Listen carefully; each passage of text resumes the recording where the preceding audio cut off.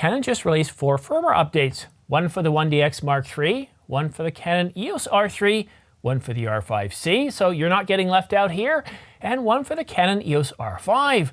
But are you going to be disappointed? Is there anything missing from this firmware update, such as the removal of the 30-minute record limit or autofocus enhancements to the R5C? I've got all your details coming up after this short break. But first, please do me a favor. Follow me on Twitter, subscribe, share, choose all notifications, like, comment, and all that good stuff. It means an awful lot to me. It's greatly appreciated, but it really does help this channel grow. Canon just released firmware 1.7.1 for the Canon 1DX Mark III, 1.4 for the Canon EOS R3, 1.0.3.1 for the R5C, and 1.8.1 for the Canon EOS R5. First up is the Canon 1DX Mark III. This camera was announced back in January of 2020 and went on sale just a few months later. Firmware 1.7.1 provided the following enhancements and fixes. It added the following function: save and read communication settings to the card to the menu. Network settings can now be transferred between cameras of the same model. It's now possible to crop and resize images during image transfer to an FTP server, and it fixes an issue that causes some cameras that meet certain conditions to stop turning on immediately after firmware version 1.7.0 update was completed. And of course, it fixes various minor bugs which aren't mentioned in the firmware release notes. The Canon R5C got firmware update 1.0.3.1, and as you can tell by the denotation of the 0.1 after the 0.3 after the 0.0 after the 1, this isn't a major update. In fact, we only get one minor, well, I would call this a bug fix and not an enhancement. No enhancements to the autofocus system, no other enhancements, nothing that the R5 got, which we'll get to shortly. So what fix did we get for the Canon EOS R5C? Well, it improves the image quality of Canon Log 3 if you're shooting XF, AVC, or MP4 formats. Well, the R5C didn't get a lot of enhancements or fixes, leaving many R5C owners to wonder if they're being forgotten about. The R3, though, did get many enhancements and fixes. The first issue fix with the Canon R3 firmware update is related to the Canon Speedlight EL5. And the issue was automatic dimming function of the AF assist light wasn't supported, so that's now fixed. It added priority for registered persons functions to the menu, so it's now possible to prioritize detection and tracking of pre-registered people. Now, it does depend on the scene or the shooting environment. If the face is small, oblique, or something like that, all these things have an effect. Desired outcomes are based on your shooting scene. It added the function save and read communication settings to the card.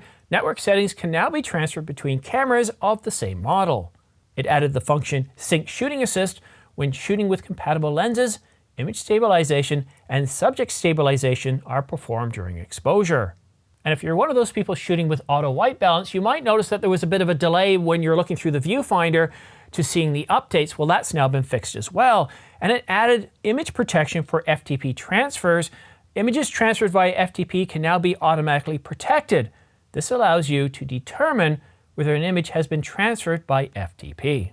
But now for the big firmware update. The firmware update for the Canon EOS R5. We've been talking about this big firmware update for, well, the better part of 2 months now. Canon Rumors has been doing an incredible job of coming out with information, talking about all sorts of incredible things that we're supposed to be seeing in this firmware. Like just this past weekend, leaking, telling us that we're getting a 400 megapixel pixel shift function that Canon's going to call IBIS High Resolution. So let's get right to the firmware update for the Canon EOS R5 to see what's included in this action-packed firmware update. We now have pixel shift with the Canon EOS R5. Canon calls it IBIS High Resolution Shooting, and you can find this in the menu. So using IBIS, you can now shoot up to 400 megapixel images. However, it's important to note, if you want to check your images, you need to use the EOS utility Digital Photo Professional software. Oh, and that software, well, it also requires an update as well.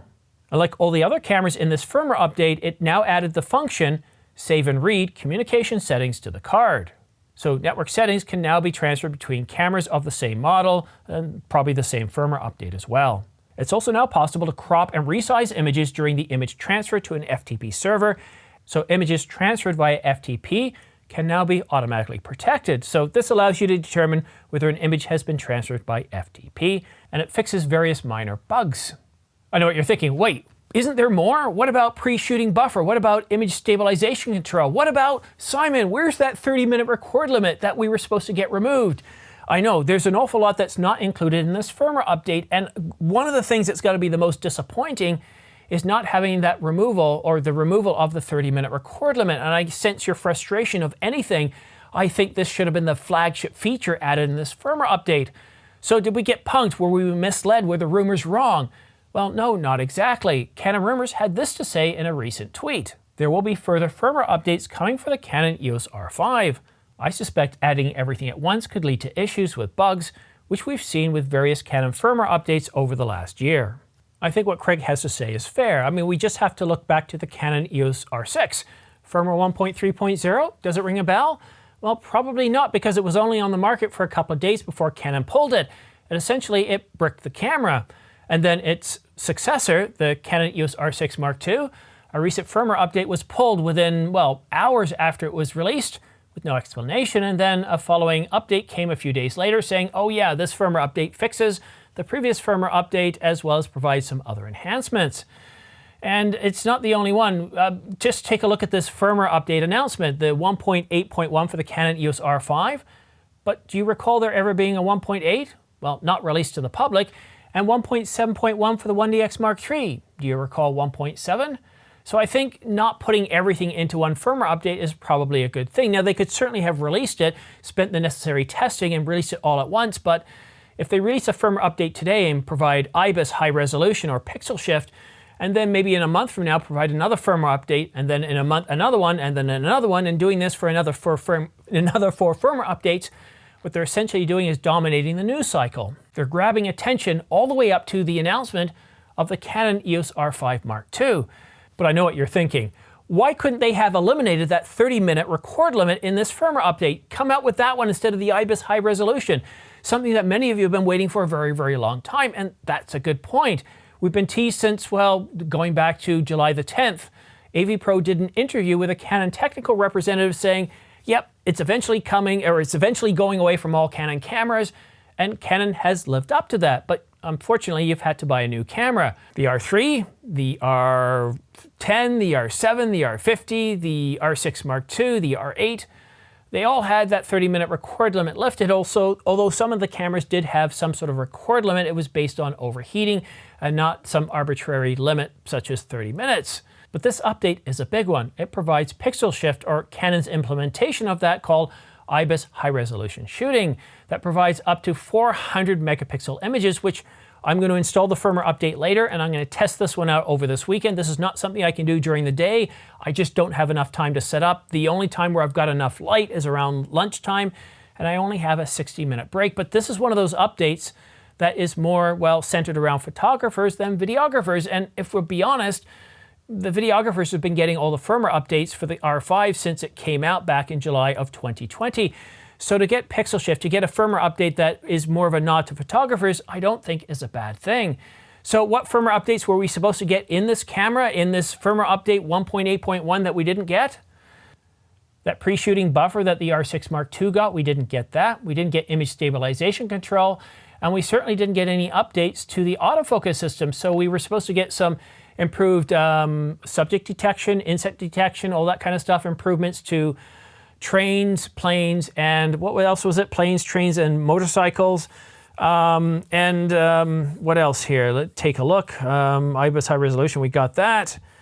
Oh yeah, and the lens breathing compensation. It would have been really nice to get the lens breathing compensation and the pre-shooting buffer along with this one. But yeah, according to Canon rumors, they're supposed to be coming in future firmware updates. So as soon as I hear anything, I'm going to let you know. So make sure you subscribe and choose all notifications. So as soon as we get any updates to the firmware update for the Canon EOS R5, if we get any updates on the upcoming Canon EOS R5 Mark II, remember that camera is supposed to be announced late in Q4 of this year, with it starting to ship in early 2024. And if you want to stay up to date on all the minor news and rumors, well, then follow me on Twitter using this address here. Quite often I put out many tweets a day. Most often there's stories that aren't big enough to have their own separate video. Such things such as I found that there's $400 off the Canon EOS R5. I'll tweet that out instead of just creating a separate video, because who wants to watch a video just about a discount? And how can I? It's just silly. I couldn't come up with enough information to put in that video to even make it worth your while to click on it, let alone for me to even develop a thumbnail that would be interesting enough. I could just say save $400 and then in the link give you the link, or in the description give you the link. It's just silly, right? Anyhow, I've been up for a few hours already. I already shot my first video and then we got this update, so I've scrapped that first video. So things are really, really busy, and I got a big video coming out this weekend, so stay tuned for that. But that's it for now. Thank you so much for watching. We'll see you again soon.